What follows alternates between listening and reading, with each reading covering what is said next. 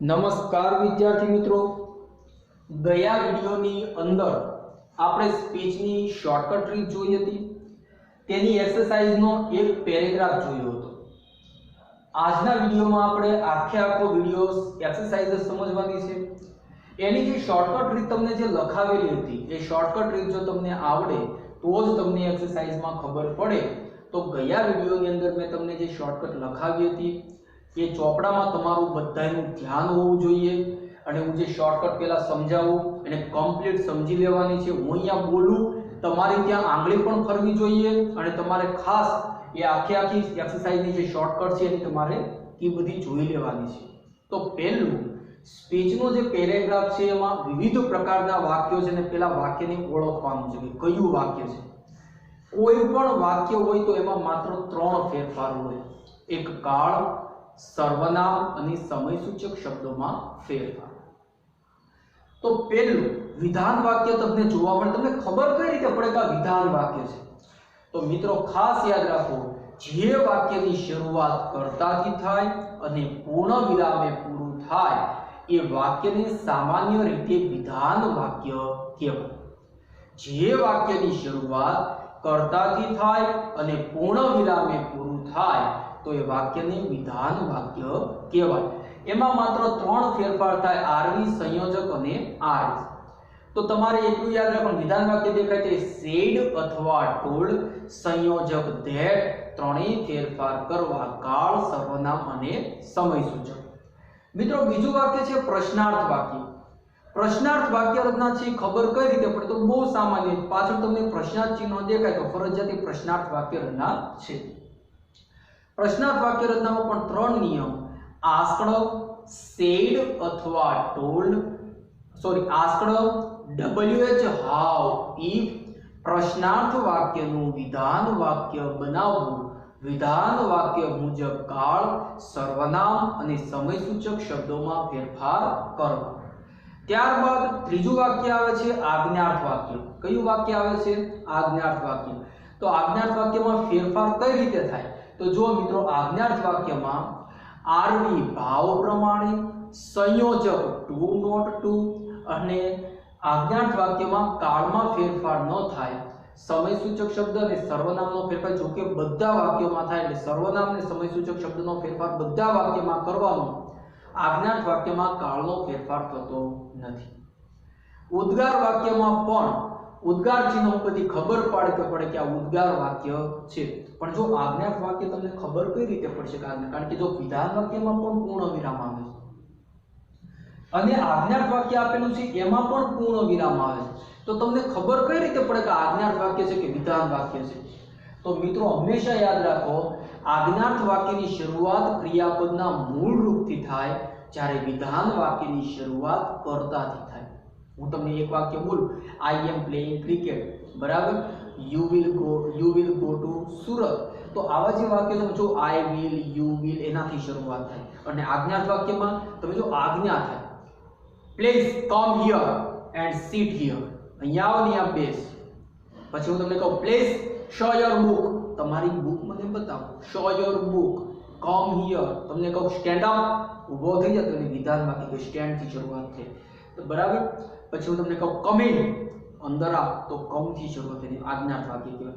તો આ તમને ખબર હોય, જો ક્રિયાપદના મૂળ રૂપથી જેની શરૂઆત છે ને આજ્ઞાર્થ વાક્ય કહેવાય. ઉદ્ગાર અને આજ્ઞાર્થ વાક્ય એવા છે કે આરવી ભાવ પ્રમાણે આવે. એ ભાવ સરસ મજાની રીતે તમારે મોઢે કરી નાખવાના સ્પેલિંગ સાથે, તો જ તમને ખબર પડે. પછી ઉદ્ગાર વાક્ય આવે છે, એના પણ 3 નિયમ: આરવી ભાવ પ્રમાણે, ઉદ્ગાર વાક્ય આ સંયોજક ધેટ અને ઉદ્ગાર વાક્યનું વિધાન વાક્ય બનાવીને વિધાન વાક્ય મુજબ ફેરફાર કરવા. અને છેલ્લે બીજા 2 વાક્યો આવે છે મિત્રો. એમાં એક વાક્ય છે શુભેચ્છાકારક વાક્ય. શુભેચ્છાકારક વાક્ય કોને કહેવાય? તો ગુડ સાથે સમય, good morning, good evening, good afternoon, આ બધાને શું કહેવાય? તો કે સ્પષ્ટ રીતે એક શુભેચ્છા કહેવાય. બીજી વસ્તુ, તમને કોઈ બેસ્ટ ઓફ લક કે, કોંગ્રેચ્યુલેશન્સ કે, થેન્ક યુ કે, આ બધા આપણે શું કહીએ છીએ? શુભેચ્છાકારક વાક્ય.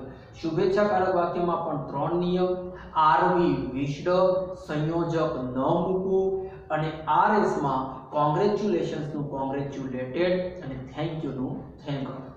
છેલ્લું વાક્ય આવે છે એને આપણે કહીએ છીએ લેટ્સ વાળા વાક્ય, જેની શરૂઆત લેટ્સ થી થાય છે. તો લેટ્સ વાળા વાક્યમાં પણ ત્રણ નિયમ યાદ રાખવાના. આર વી પ્રપોઝડ ટુ, સંયોજક ધેટ અને લેટ્સ નું ધ્યેય શુડ કરવું. અને આખા વાક્યની અંદર અથવા તો કોઈ પણ વાક્ય હોય, પ્રશ્નાર્થ, વિધાર્થ, ઉદ્ગાર, આજ્ઞાર્થ, શુભેચ્છા કે લેટ્સ વાળા, બધાયમાં સમયસૂચક શબ્દોમાં અને ખાસ જ્યારે જો સમયસૂચક શબ્દોમાં અને સર્વનામમાં ફેરફાર થાય જ છે. ફક્ત ફેરફાર શેમાં ન થાય? તો ફેરફાર ફક્ત આજ્ઞાર્થ વાક્ય અને લેટ્સ વાળામાં કાળમાં ફેરફાર થતો નથી. શા માટે નથી થતો એ જ્યારે આપણે થિયરી ચલાવીએ એમાં બહુ ડીપમાં ચર્ચા કરેલી છે. હવે આપણે શરૂઆત કરશું એની એક્સરસાઇઝ. બરાબર, તો હું પ્રશ્ન લખું છું. બરાબર, તમે એના નિયમ એક વખત જે શોર્ટકટ છે એને જોઈ લો. ચાલો, હવે તમને અહીંયા એક સવાલ આપેલો છે. પહેલા તો આપણે એના બધા વાક્યોનો અભ્યાસ કરીશું. Meena, are you coming for the picnic?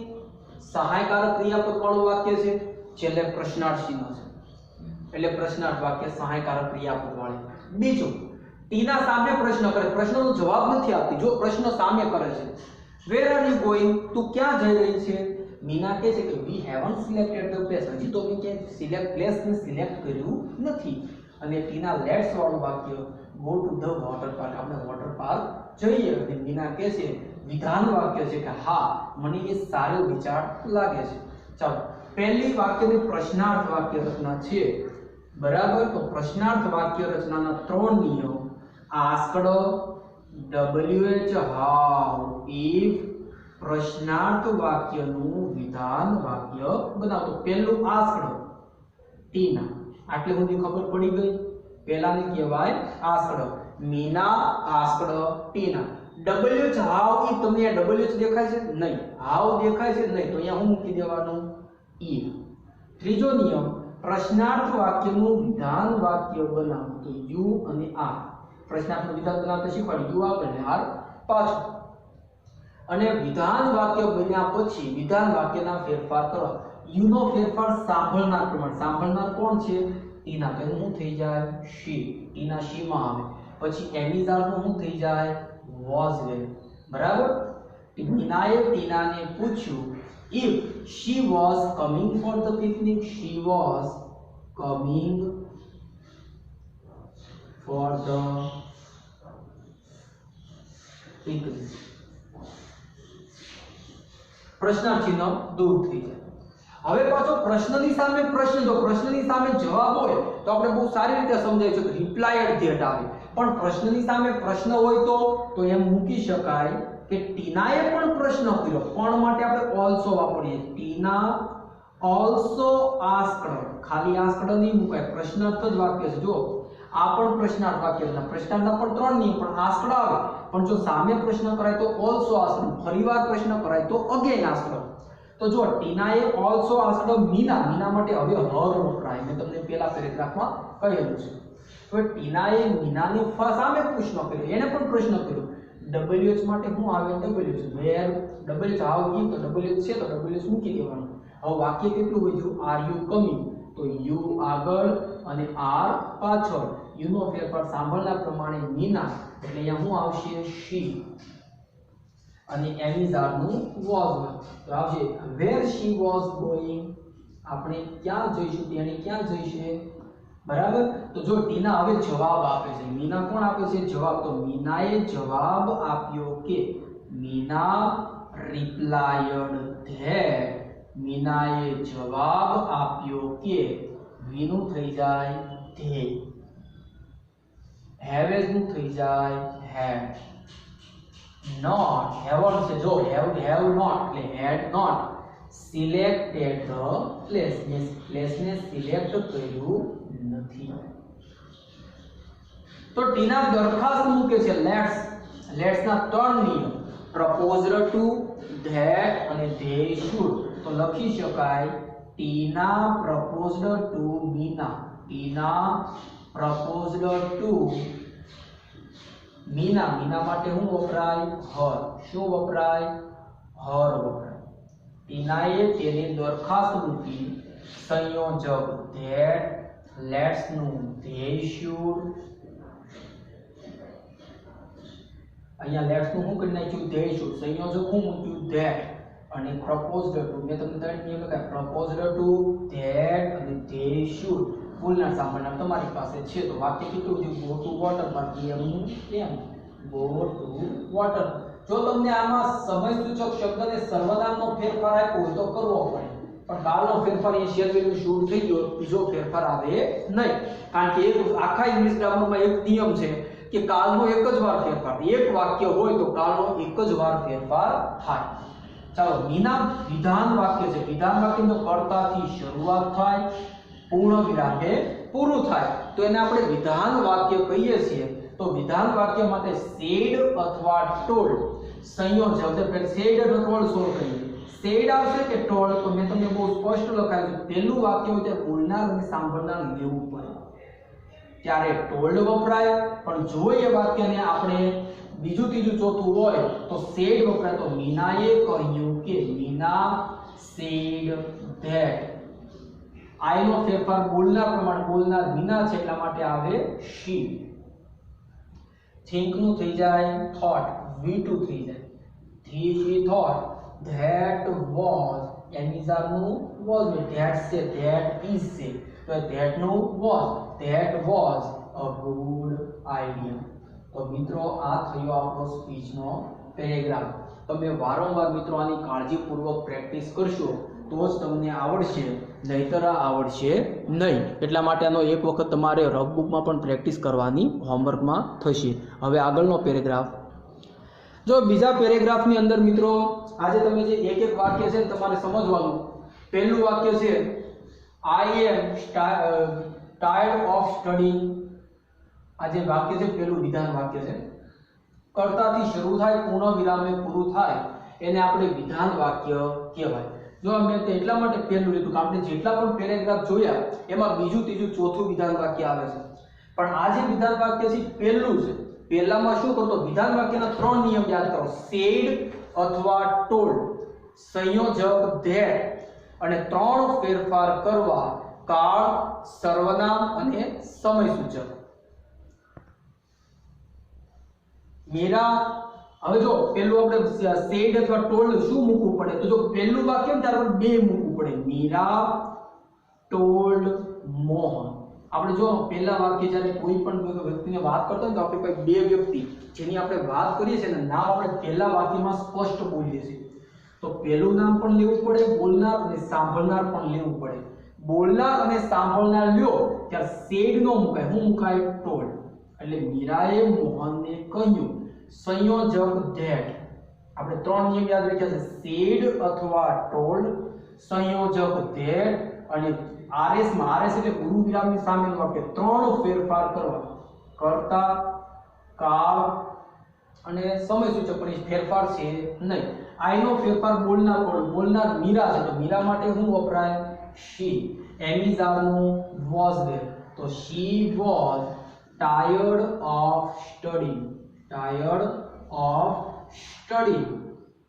Tired એટલે થાકી જવું, તે અભ્યાસથી થાકી ગઈ છે. પછી તમે જરા આખું વાક્ય બનાવી નાખો ને ગુજરાતી એકવાર કરો એટલે તમને પ્રેક્ટિસ થાય કે મીરાએ મોહનને કહ્યું કે she was tired of studying, તે અભ્યાસથી થાકી રહી છે. હવે જો એનો પ્રશ્ન અહીંયા તમને બીજું વાક્ય છે લેટ્સ વાળું વાક્ય. તો લેટ્સ ના ત્રણ નિયમ: પ્રપોઝડ ટુ, ધેટ અને ધે શુડ. જ્યારે તમને લેટ્સ દેખાય ત્યારે એના ત્રણ નિયમ: proposed to, that, they should. Propose કરવો એટલે દરખાસ્ત મૂકવી. મોહને મીરાને દરખાસ્ત મૂકી તો પ્રપોઝડ ટુ. મોહને દરખાસ્ત મૂકી કોને? મીરાને. તો મીરા માટે શું વાપરવાનું? હર. એક જ વાક્યમાં બોલનાર સાંભળનાર લેવાનું, બીજા વાક્યમાં હિમ અને હર ઉપર ચાલવાનું. મોહને તેને દરખાસ્ત મૂકી કે. બીજો નિયમ કીધો તો ધેટ, અને ત્રીજો નિયમ કીધો તો ધે શુડ. મેં તમને ત્રણ નિયમ શોર્ટકટમાં કીધા હતા: proposed to, that, they should. બાકીનું વાક્ય એમનું એમ.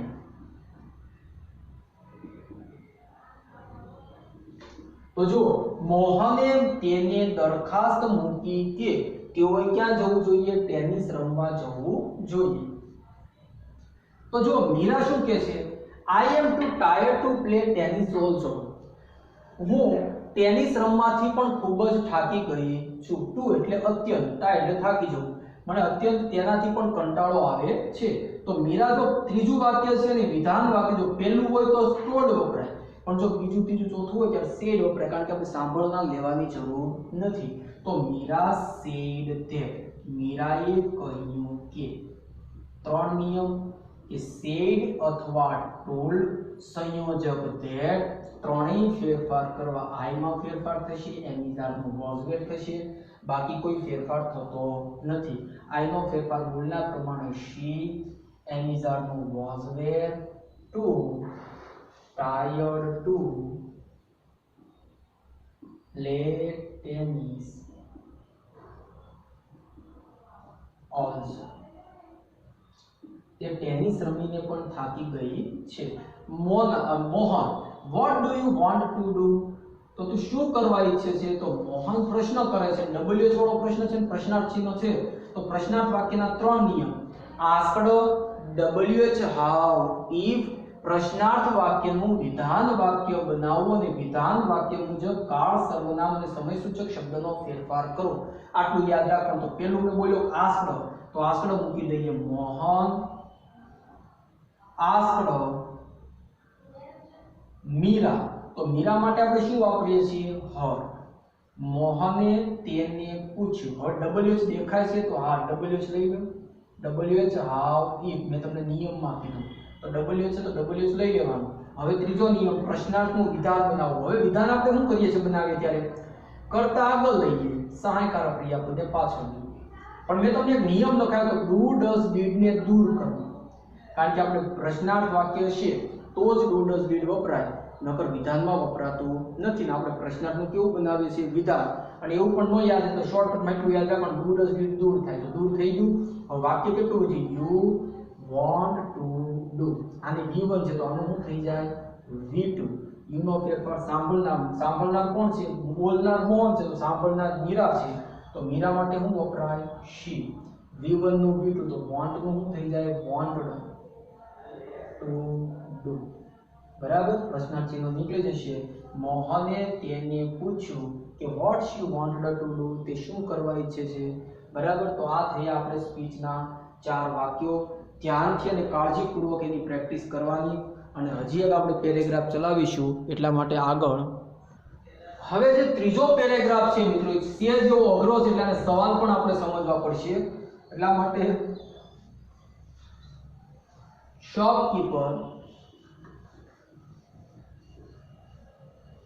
શોપકીપર શું કહે છે?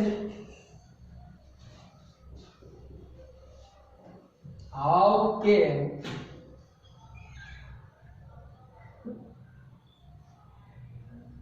help you.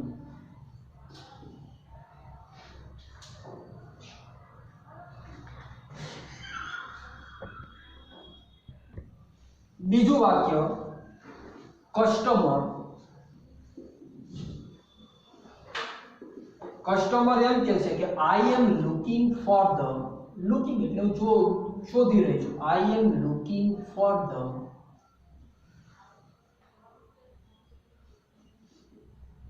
Good watch, wrist watch. હું ઘડિયાળ ગોતી રહી છું. શોપકીપર કહે છે, શોપકીપર શું કહે છે? જો I have the best collection. મારી પાસે સારામાં સારું કલેક્શન છે ઘડિયાળ. Customer, will you show me some of those? Will you show me some of those? પ્રશ્નાર્થ વાક્ય રચના છે કે તમે તેમાંથી મને કેટલીક વસ્તુ બતાડશો. અને શોપકીપર કહે છે છેલ્લું વાક્ય, શોપકીપર એમ કહે છે કે યસ આઈ વિલ, હા હું તમને બધું કલેક્શન બતાવીશ. જો મિત્રો આમાં એક એક વાક્ય તમે જુઓ પહેલું વાક્ય પ્રશ્નાર્થ વાક્ય રચના છે. પ્રશ્નાર્થના 3 નિયમ: આસ્કડ, WH, હાઉ, ઇફ અને પ્રશ્નાર્થ વાક્યનું વિધાન વાક્ય. તો જો પહેલું વાક્ય આપણે બનાવીએ, શોપકીપર આસ્કડ કસ્ટમર.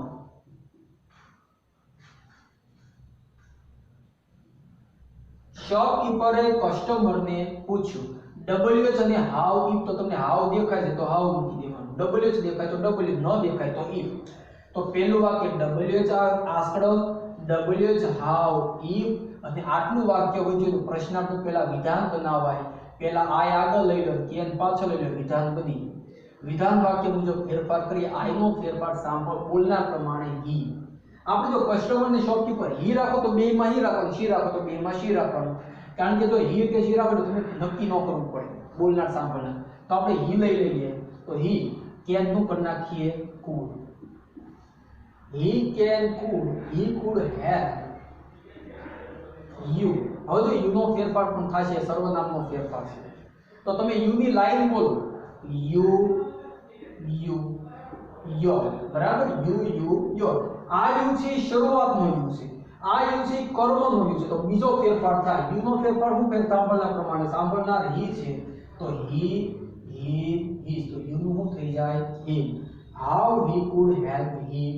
હિમ એટલે તેની, તે તેની કેવી રીતે મદદ કરશે. તો કસ્ટમર એનો જવાબ આપે છે તો લખાય, જ્યારે પ્રશ્નનો જવાબ અપાય ત્યારે કસ્ટમર રિપ્લાયડ ધેટ.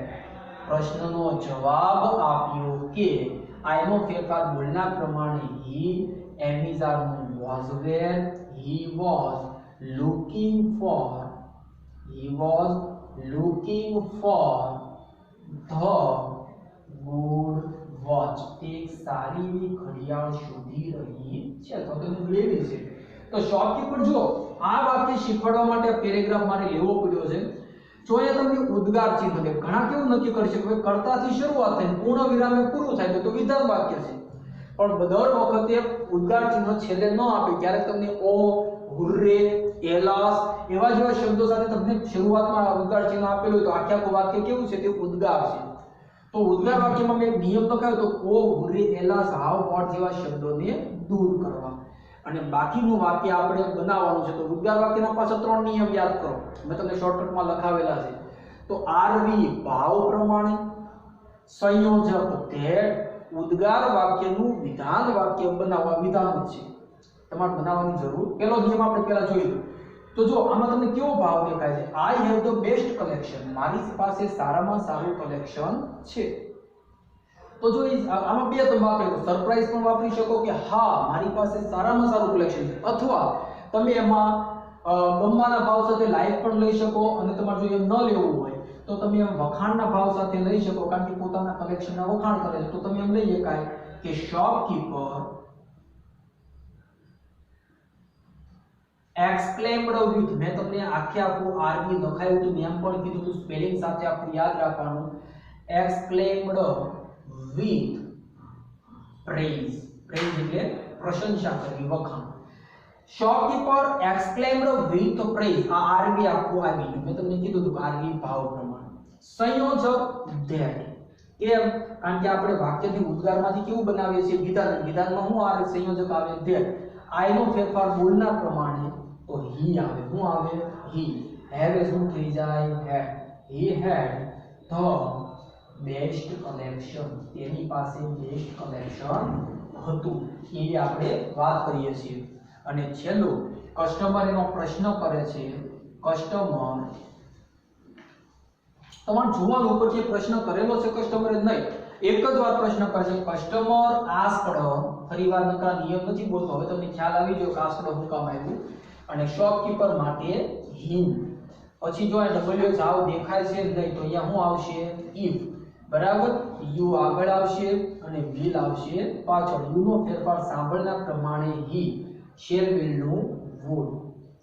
શો પાછું જો અહીંયા મી આવ્યું તો આની લાઈન બોલવાની આઈ, મી, માય. આઈ નો ફેરફાર બોલના પ્રમાણે હી છે તો હી, હિમ, હિઝ. તો મી નું શું થઈ જાય? હિમ. He would show him some toys એમનામાંથી મને કેટલી ઘડિયાળ તમે બતાવશો એમ કરીને વાક્ય પૂરું કરે છે મિત્રો આ જે તમે જે ફેરફાર કરો છો આ જે છે સર્વનામના ઈ ફેરફાર મિત્રો તમને ન આવડે ત્યાં સુધી આવી રીતે કરવાના પણ તમે ઓટોમેટિક જ્યારે પ્રશ્ન આખો બોલશો કસ્ટમરે તેને પૂછ્યું if he would show him some of the he would show him અહીંયા him જ આવશે show him some of those તમે એમાંથી મને કેટલી ઘડિયાળ બતાવશો મિત્રો આ જે સ્પીચ છે એ જેવી અઘરી છે એના ઘણા બધા ફેરફારો છે નિયમો છે પણ મેં તમને કીધું એમ ધોરણ 9 થી માંડી 12મા સુધીમાં અને અમુક તમે સ્ટ્રીમમાં જાઓ તો કોલેજ સુધી સ્પીચ આવડે છે અને પ્રેક્ટિસ જરૂરી છે વારંવાર પ્રેક્ટિસ કરતા રહેવી અને હોમવર્કની અંદર તમારે હોમવર્કની અંદર આ જે સ્પીચના જે છે મેં 3 પેરેગ્રાફ લખાવ્યા છે પહેલા તો પાકી બુકમાં તમારા હોમવર્કમાં જો બે વસ્તુ યાદ રાખો એક પાકી બુકમાં આ જે 3 પેરેગ્રાફ છે કમ્પ્લીટ લખવાના છે અને બીજું કામ રફ બુકમાં તમારે પહેલા પ્રેક્ટિસ કરવાની છે પ્રેક્ટિસમાં તમારે શું કરવાનું તો એના પહેલા તમારે સવાલ લખી નાખવાના સવાલ જાતે લખી અને એકવાર તમે પાકી બુકમાં લખેલી છે એટલે હવે તમને રફ બુકમાં લખતા ફાવે એટલે તમારે બને ત્યાં સુધી જાતે લખવાની પ્રેક્ટિસ કરવાની છે આજે આપણે આ સ્પીચનો ટોપિક આખો પૂરો કરીએ પાછા નવા વિડિયો સાથે આપણે નવા ટોપિક સાથે મળશું નમસ્કાર